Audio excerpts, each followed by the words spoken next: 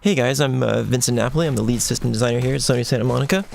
Hey, and I'm Mihir Sheth. I'm a senior combat tech designer, and we're excited today to walk you through a bit more of an in-depth look at combat, and we're going to get started. Yeah, we're glad everyone's got a chance to check out the game now, and we're really happy about all the positive feedback we're getting, and figured we'd kind of do like a little bit of a detailed look at some of the gameplay stuff here. So just, going at it right now, looking at the duo of Kratos and Atreus working together. We can see here that the Draugr in front of us is actually on fire because he was affected by burn. So there's a mechanic that you've probably seen in the game where barehanded attacks, Atreus's arrows, and other things can build up the stun meter, which gets built under the enemy's health. And when that meter is full, you can perform a stun grab on them. And against the Draugrs here, doing a stun grab will cause them to explode and deal burn damage to all enemies around them.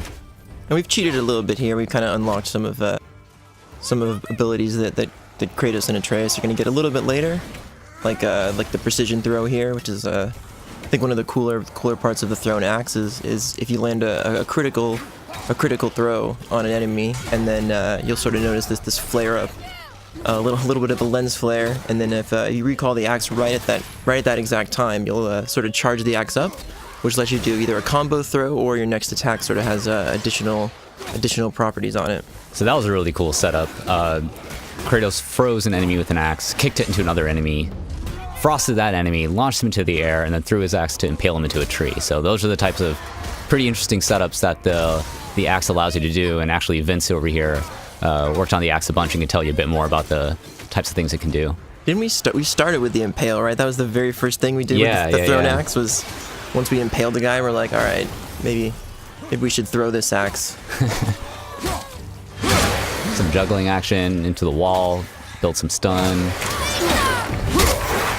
We get a little bit of launching and some air juggling, which I think a lot of people were a little worried might not carry over from the franchise, but plenty of it. We'll see some cool setups with that.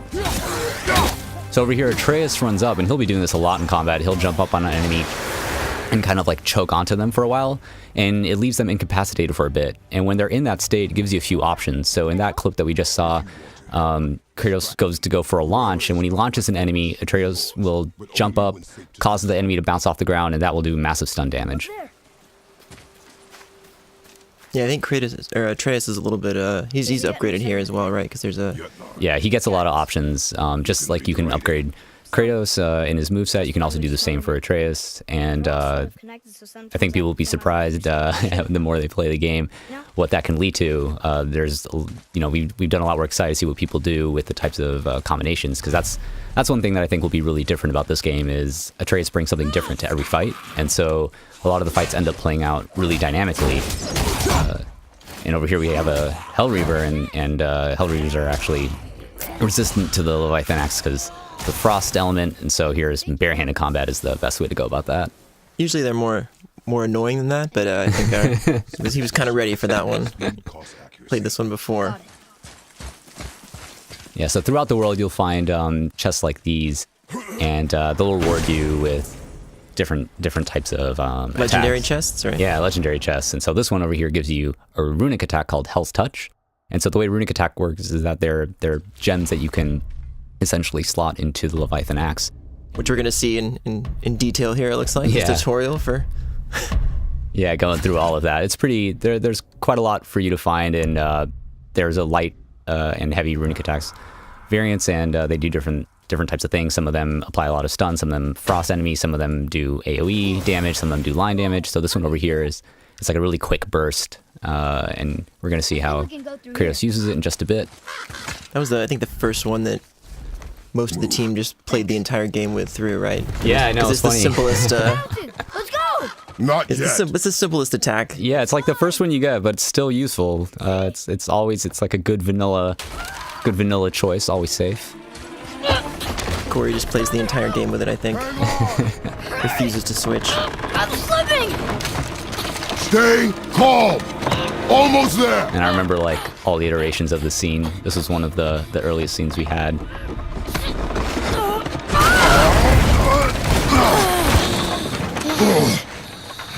That wasn't so bad.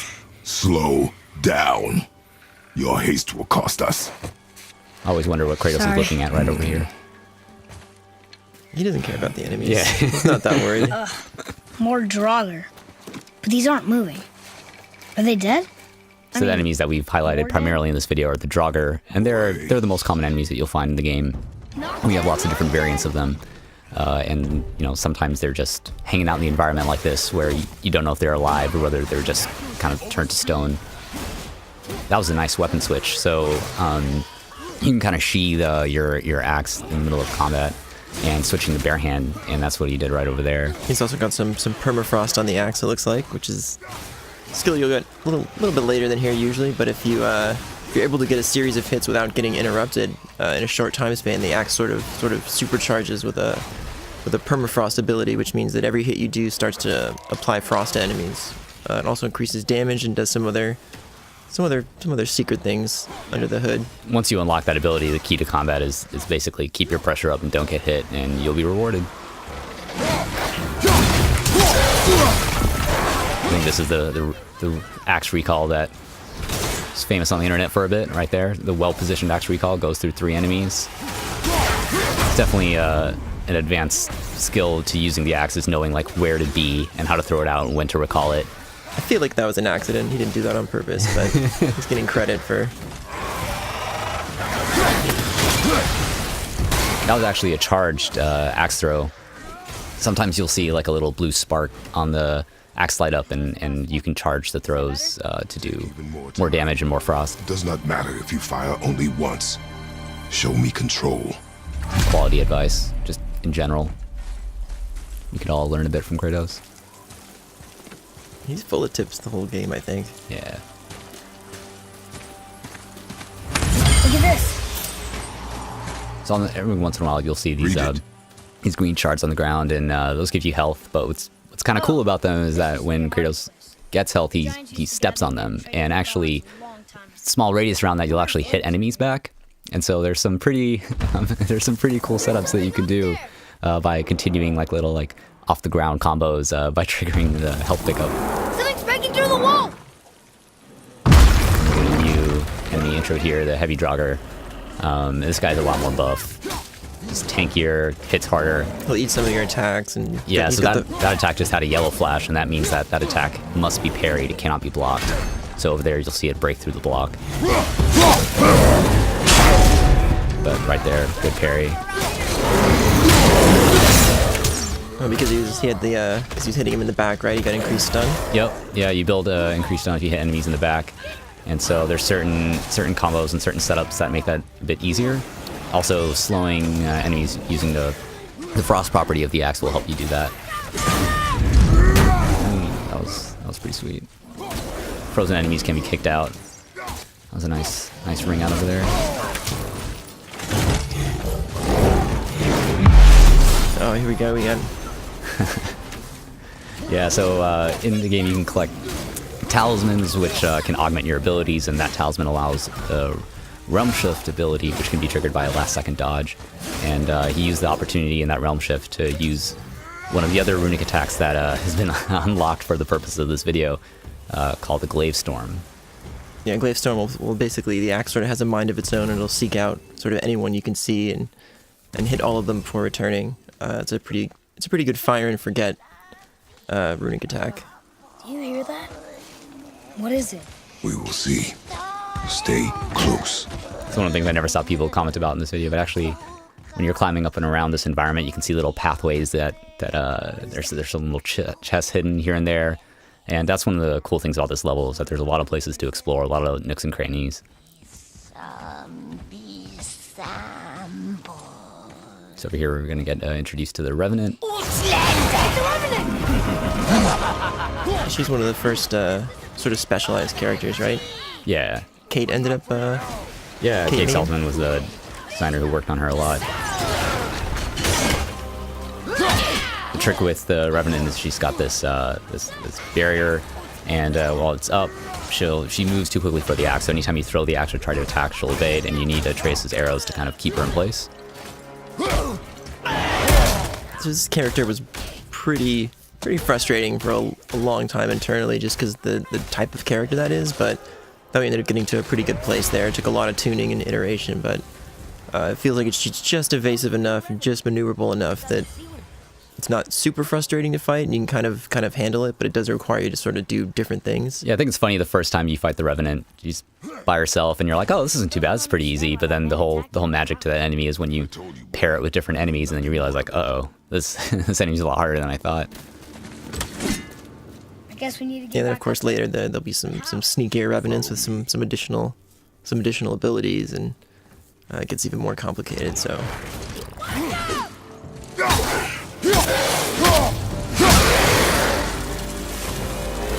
So what's cool about that combo is actually when you do the fourth move of Kratos' light attack combo, when you send enemies flying back, it actually goes to where you're looking at with the camera. So player ended up looking towards the cliff and knocked an enemy out that way. But Well, he also did the some sneaky evade partitioning there. oh yeah, some dodge offsetting. Speak no more of this. Let's see if we can see that again. Behind you! Incoming fire! Enemy right there stuck in a wall state. The enemies can be pinned against the wall for a bit, and they'll take increased stun damage. That's a nice countering blast. Draugr behind you! Parry a projectile at the last second.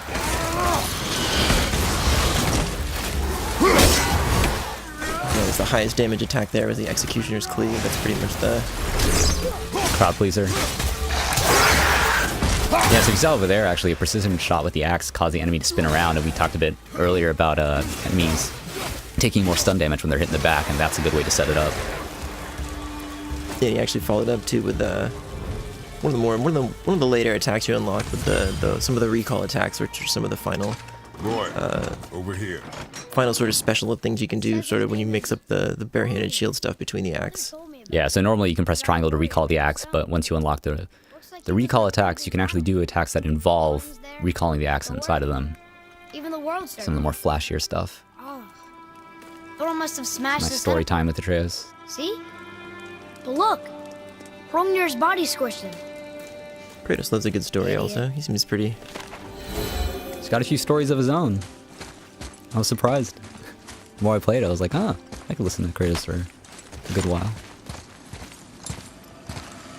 Here we have a pickup that kind of gives you an option, so as you can guess, green gives you a bit of health, red is rage, going for the rage option there, very smart. I'm sure he's full rage anyway, but just to be safe. So you talked a bit about the evade partitioning earlier. You want to talk a bit more how that works?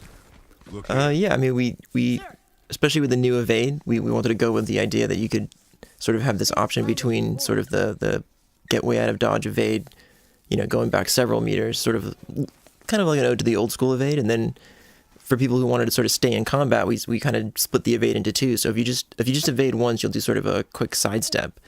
But if you attack out of the sidestep, we actually keep your place in the combo. So if you're 3 hits in and you have to dodge in order, you know, to avoid interruption, if you attack quickly out of the first dodge, you'll actually just keep going in the combo, which was a pretty cool feature that.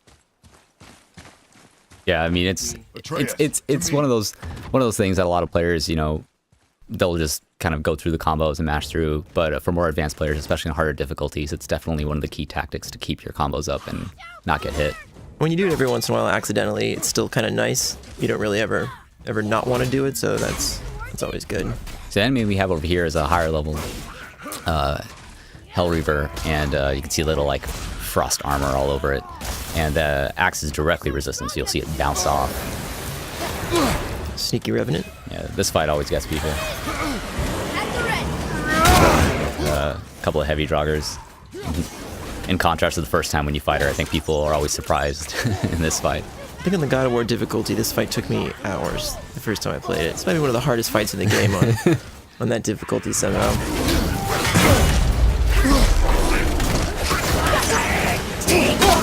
That attack right over there is one of the few evade attacks we have. But actually, I'm going to stop right there because we got some Spartan Rage action. That's right, the ring out. There we go. So you can see the red meter in the bottom of the screen, and once that fills up, you can press L3 and R3 and activate Spartan Rage. And in that mode, Kratos has a completely different moveset where he's barehanded but can rapidly punch enemies, slam the ground, and do a lot of other cool stuff that you can unlock. I'm set! There's a bunch of custom reaction stuff actually worked on right in here for rage mode, where enemies basically react in sort of super crazy ways that you don't really see anywhere else in the game. Alright guys, well that's all we have for now, but thank you so much for checking it out. If you dug what you saw, then check out the game, get it, play for yourselves, let us know what you think. Yeah, we're really excited, especially for people to check out the Give Me God of War difficulty. Internally on the team, we've been sort of hoping for some good YouTube videos and Twitch streams of playing on the hardest difficulty, so good luck. PlayStation